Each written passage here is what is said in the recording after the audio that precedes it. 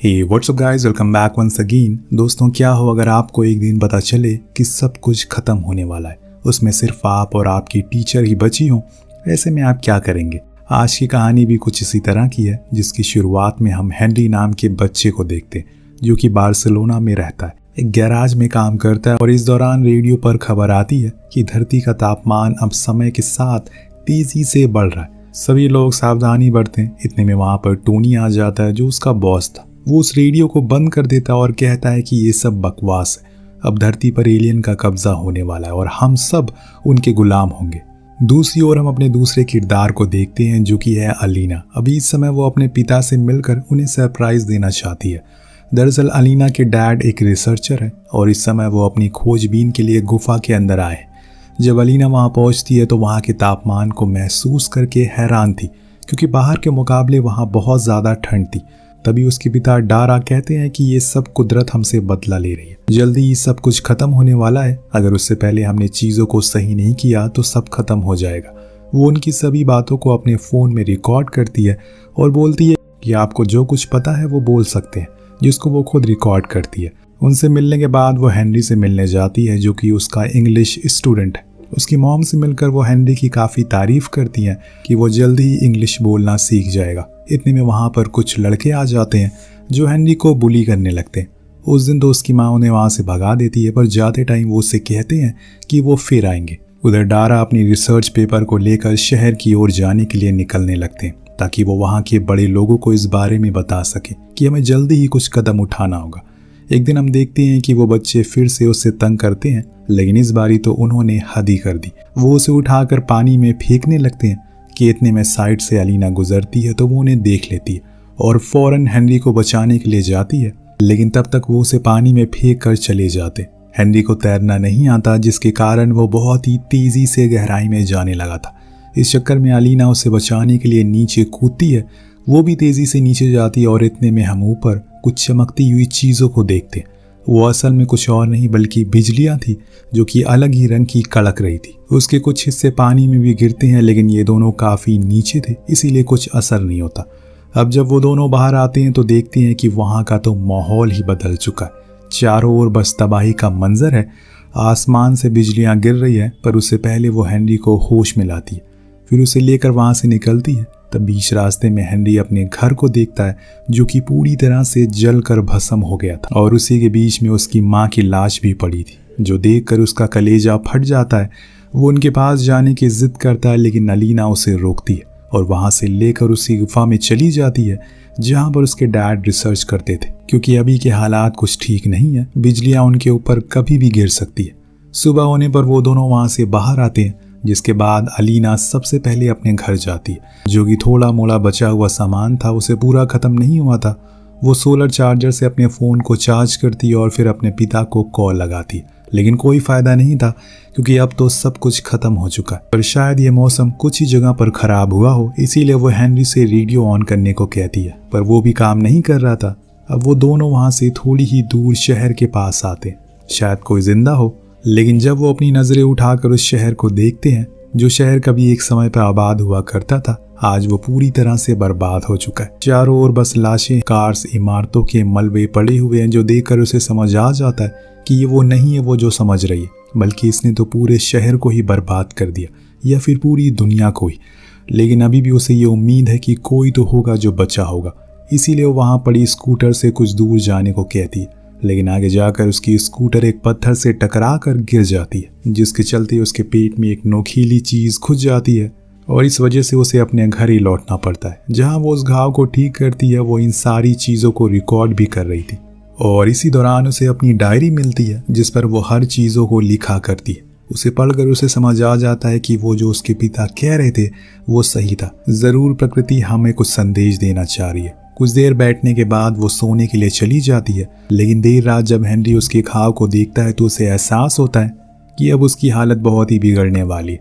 वो उसे उठाता है और कहता है कि मैं बाहर जा रहा हूँ एंटीबायोटिक लेने के लिए, लेकिन वो मना करती है क्योंकि रात काफ़ी हो गई और ऐसे में बाहर जाना खतरे से खाली नहीं है। मैं सुबह जाकर दवा ले आऊँगी। लेकिन हेनरी उसको सो जाने के बाद खुद अकेले ही बाहर जाता है, क्योंकि अगर वो सुबह तक ऐसी रही तो उसका जख्म और ख़राब हो जाएगा। हालांकि इसके पहले कभी भी हेनरी अकेले इतनी रात को बाहर नहीं गया, लेकिन आज वो हिम्मत जुटाता है और निकल जाता है उस एंटीबायोटिक के लेने के लिए, जिसके बाद वो उसे लगा देता है। सुबह होने पर अलीना देखती है कि उसका जख्म काफ़ी बेहतर है।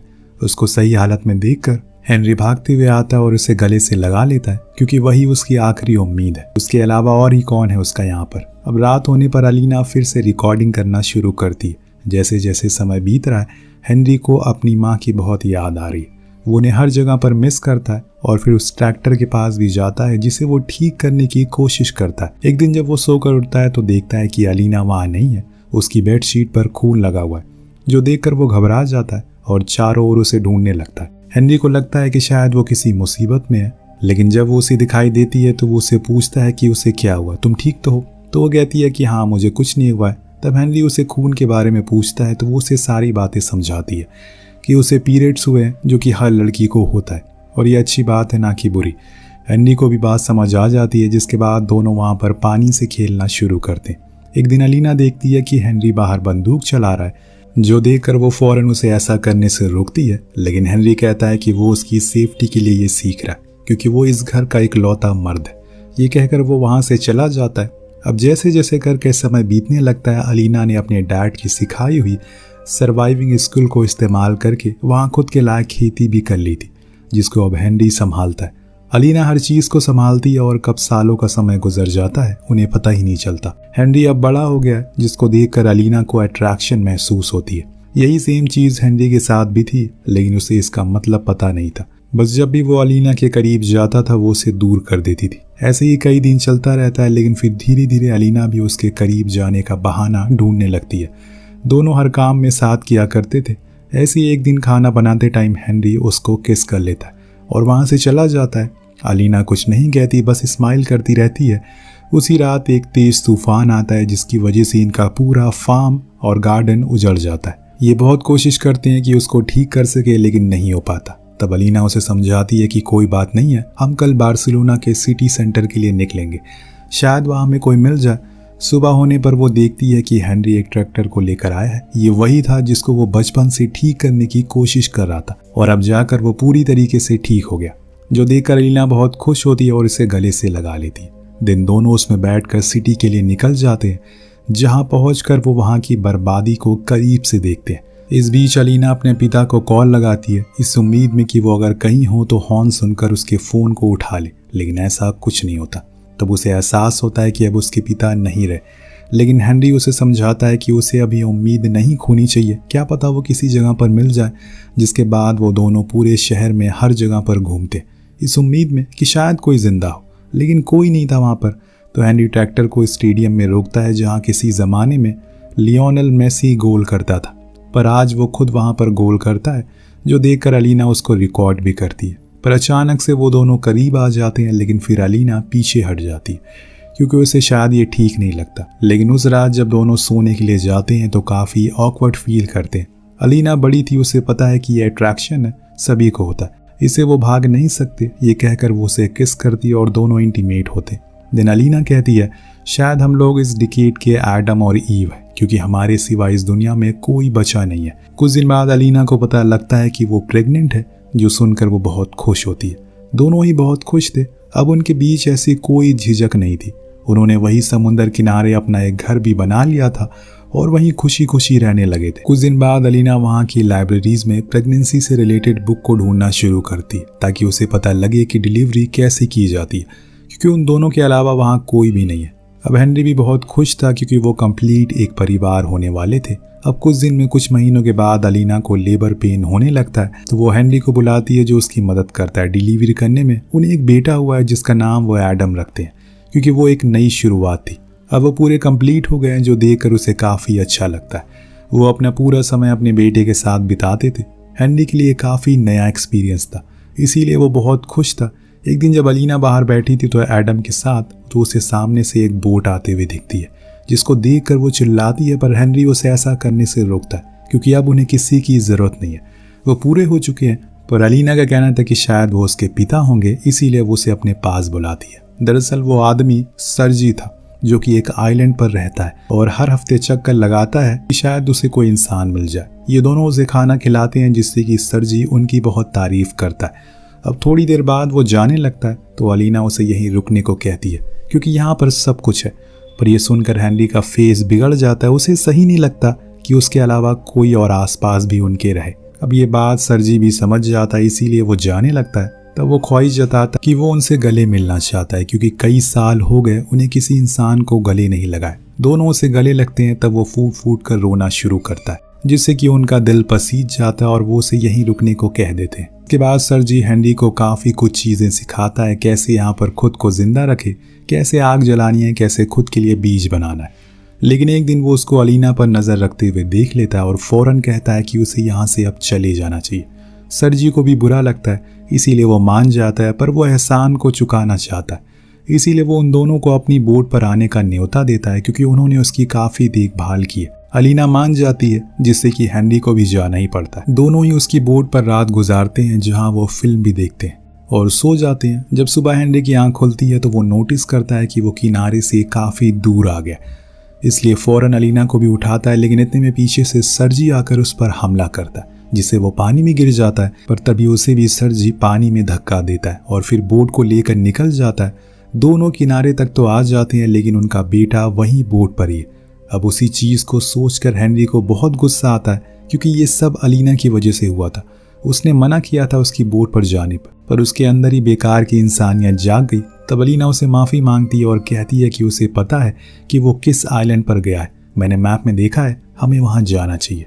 उनके पास बोट तो है नहीं, लेकिन हेनरी को पता है बोट कहाँ मिलेगी। वो वहाँ जाता है और उस खराब बोट को ठीक करता है जो कि कुछ दिन में ठीक भी हो जाती है।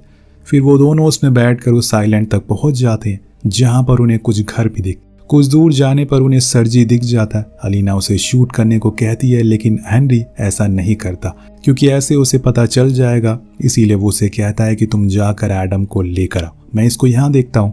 वो ऐसा ही करता है। छुपते छुपाते वो एडम के पास तो पहुँच जाती है लेकिन उसकी किस्मत बेकार थी। वो उसे मिलने से पहले ही सरजी के हाथ लग जाती है और फिर वो उसे चारा बनाकर हेनरी को भी पकड़ लेता। दिन दोनों को ही वहीं जाल में बांध देता और वो उनसे कहता है कि मैं तुम लोगों का कुछ नहीं बिगाड़ने वाला। हम सब शांति से रह सकते थे, परिवार बड़ा कर सकते थे, लेकिन तुमने सही नहीं किया मेरे साथ। तब अलीना उससे कहती है कि मैं तुम्हारी सारी बातों को मानने को तैयार हूँ, तुम हमारे साथ रह सकते हो। मैं हेनरी की ओर से माफ़ी मांगती हूँ, सब कुछ करने को तैयार हूँ, बस एडम को छोड़ दो। थोड़ी देर सोचने के बाद वो उसे एडम के पास लेकर जाता और कहता है कि अब से तुम मेरी बीवी हो। दिन वो हेनरी के पास जाता है लेकिन तभी पीछे से अलीना एडम को लेकर भाग जाती है। पर वो उसके पीछे नहीं भागता क्योंकि उसे पता था कि अगर वो हेनरी को चोट पहुंचाएगा तो वो उसके पास ज़रूर आएगी। होता भी यही है। अलीना उसे आकर माफ़ी मांगती है पर अब सरजी गुस्से में आ चुका है। वो उसके पैर पर शूट करता और कहता है कि तुमने मुझे धोखा दिया। पीछे हम हेनरी को देखते हैं जो अपनी रस्सियों को खोलने की कोशिश कर रहा था। वहीं इतने में सरजी अब अलीना को पूरा ही ख़त्म करने वाला था, पर तभी पीछे से हेनरी आकर उसे मारता और फिर दोनों में लड़ाई होना शुरू हो जाती है। बहुत ही भयंकर लड़ाई होती है। इसमें एक गोली भी चलती है जो हेनरी के सीने में लगती है, पर वो गिरने से पहले एक चाकू से सरजी पर गहरा वार करता है जिससे वो वहीं मारा जाता है। लेकिन यहाँ हेनरी को गिरा हुआ देखकर वो रोना शुरू कर देती है क्योंकि अगर वो मर गया तो वो यहाँ पर सरवाइव कैसे करेगी। पर शायद ऊपर वाले को यही मंजूर था। हेनरी दोस्तों अपना दम तोड़ देता है और उसी के साथ अलीना भी पूरी तरह से टूट जाती है। लेकिन अब उसे इस सच को मानना ही पड़ेगा और अपने बेटे के लिए जीना होगा। कुछ साल के बाद उसका बेटा एडम बड़ा हो जाता है। वो भी अपने पिता की तरह फुटबॉल खेलता है, जो देखकर अलीना उसको हेनरी की वीडियोस दिखाती है। उसे उन्हीं के साथ जीना है। अब इसी के साथ ये कहानी यहीं पर खत्म हो जाती है। इसीलिए कहते हैं कि किसी अनजान आदमी पर इतनी आसानी से भरोसा नहीं करना चाहिए। वेल, आपको कहानी कैसी लगी कमेंट करके जरूर बताएगा। मिलते हैं अगली वीडियो में। Thank you so much watching. Peace out.